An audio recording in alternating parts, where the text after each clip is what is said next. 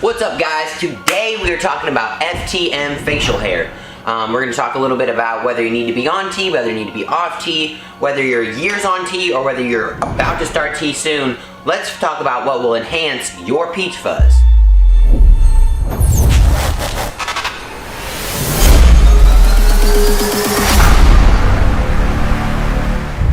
First of all, a lot of people ask me, do you need to be on HRT to get a beard? Obviously, it would help tremendously, right? Like, it makes you hairier, makes it more dense. It's not actually required, though, for you to be on T to have a beard. A lot of people use minoxidil, which is a way to be able to promote more hair growth and increase the density around your hair, increase the density of your beard. Now, I myself am about a year and 9 months on T, so I'm definitely getting closer to the 2-year mark.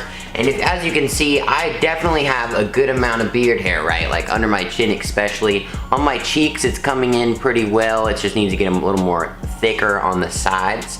But I'm definitely getting some. Now, I could enhance this even more and use the minoxidil on top of T, and that would, I'm sure, fill it out completely. All you gotta do is run a quick YouTube search for minoxidil results on T, and there'll be a bunch of info for you there to be able to know more about minoxidil and how it can affect your beard growth on testosterone and off testosterone. As always, though, make sure to do your research. Number 2, a big myth surrounding having a beard, whether you're on or off T, is shaving it for it to come in thicker.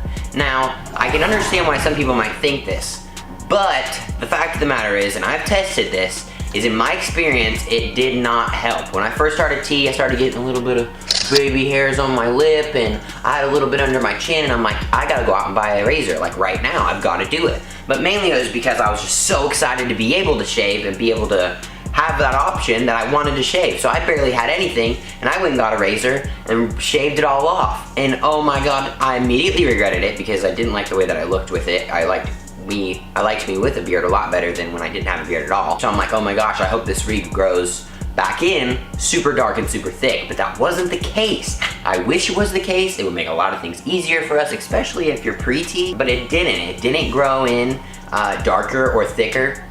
The best thing that helped me have it grow in and grow out was not touching it. Letting it grow out, not touching it, letting it get a little scraggly here and there. Like right now, my beard's not 100% trimmed up. Like, I still got these like random hairs or whatever, and I don't use like a regular guard or anything like that, but I'm just letting it grow out so that way it will get the thickest it can, the darkest it can. I have not shaved my beard completely down since that probably 1 month on T that I tried it.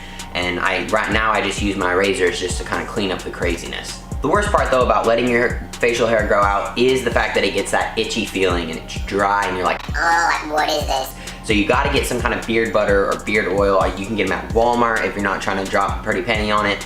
But definitely get some kind of oil or butter, and it will really, really, really help you out because it'll make it less itchy. It'll moisturize not only your skin, but the hair on your face as well, which really helps a ton. My third tip is genetics. Obviously, if your dad or your brother are having trouble growing out a beard themselves, it's probably gonna be hard for you to grow one out as well. Like, it definitely matters. Look at the men in your family. You look at your dad, your brother, your uncles, your grandpa. Look at those kinds of people in your life or in your family that have beards and see if they've grown in dark, see if they can grow one at all. A lot of guys can't. So it just depends on the genetics, and unfortunately, that part is kind of out of our hands. When it's all said and done, it's really tough to grow out your facial hair. Mainly because of the patience that it takes. Like, you want to mess with it, you want to trim it, you want to shave because you want that feeling of being like, oh, I get to shave now. Like, at least in my experience, I wanted that. The best thing you can do is just to leave it be. Let it grow out.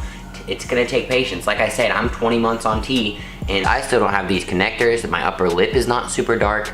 But you know, I've just gotta be patient. I gotta leave it be and let it grow out as it does. And probably one of the most important things about your facial hair is try not to compare yourself to others. I know it's super easy to do because you follow people that transition and you want your beard to look a certain way, but your journey is your own. Like, you can't compare yourself to someone else's journey.